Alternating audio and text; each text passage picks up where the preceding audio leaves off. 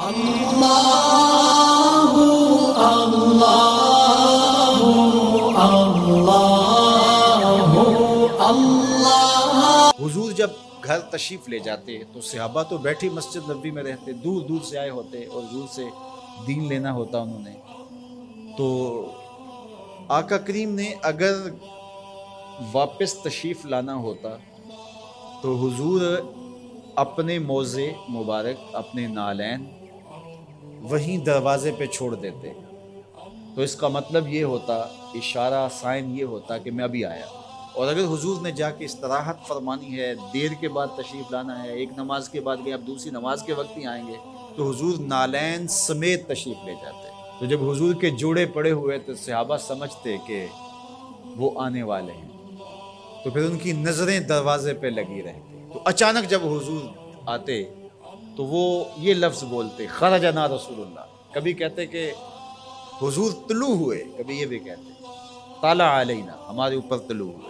تو یہ مختلف روایات حدیث میں ملتے ہیں۔ تو یہ کیا کہتے ہیں سنو ذرا۔ حضرت ابو شریح الخزاعی رضی اللہ تعالی عنہ فرماتے ہیں، خرج علینا رسول اللہ صلی اللہ علیہ وسلم فقال، حضور تشریف لائے، ہمارے درمیان جلوہ فراز ہوئے، فقال اور ارشاد فرمایا، الیس تشہدون اللہ الہ الا اللہ وانی رسول اللہ، تم گواہی دیتے ہو کہ اللہ کے علاوہ کوئی معبود نہیں ہے اور میں اللہ کا رسول ہوں؟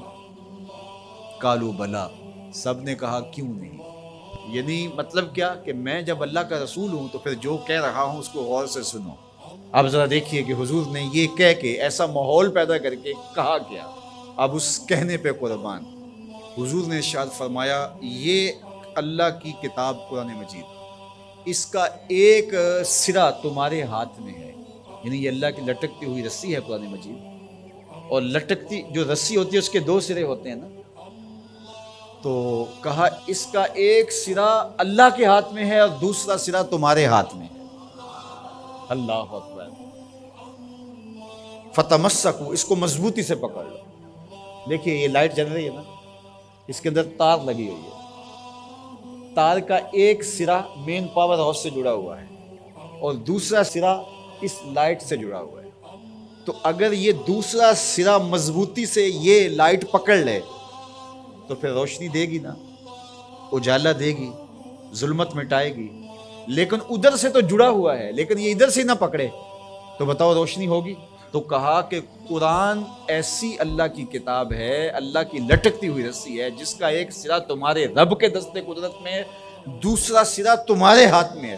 فتمسکو، کہا جوڑ مضبوط کر لو، پکی طرح سے اس کو پکڑ لو۔ جب پکی طرح سے پکڑ لو گے تو فرمایا فَإِنَّكُمْ لَن تَضِلُّوا، ظلمت تمہارے قریب بھی نہیں آ سکتی، چانن ہی چانن ہوگا، اور کبھی بھی تم گمراہ نہیں ہو سکتے، کبھی بھی ہلاک نہیں ہو سکتے۔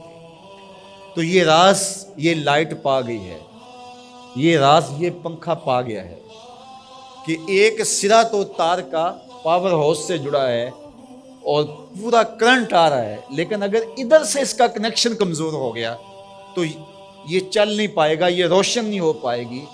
قرآن اللہ کی وہ لٹکتی ہوئی رسی ہے جس کا ایک سرا تو رب کے دستے کرم میں ہے اور دوسرا سرا جو ہے وہ فرمایا تمہارے ہاتھ میں ہے، اور جب اس کو زور سے پکڑا ہوا ہو تو روشنی ہوگی نا۔ تو جب یہ تصور آتا ہے کہ یہ قرآن اللہ کی لٹکتی رسی ہے، حبل ممدود من السماء الی الارض، آسمان سے زمین کی طرف لٹکتی ہوئی اللہ کی رسی ہے، تو جب زور سے اس کو پکڑیں گے، مضبوطی سے تھامیں گے، ایقان کے ساتھ، یقین کے ساتھ تمسک کریں گے، تو پھر باطن میں چراغاں کیوں نہیں ہوگا، تو پھر کرنٹ کیوں نہیں آئے گا، پھر کیوں جو ہے وہ توانائی پیدا نہیں ہوگی، تو پھر تو ایک عجیب کیفیت پیدا ہوگی نا کہ یہ وہ قرآن ہے جس کا ایک سرا رب کے دستے کرم میں اور ایک سرا ہمارے ہاتھ میں ہے۔ کتنی خوبصورت میرے حضور نے مثال دی۔ تو اس سے ہدایت ہی ہدایت، نور ہی نور اور روشنی ہی روشنی نصیب ہوگی۔ اللہ اللہ اللہ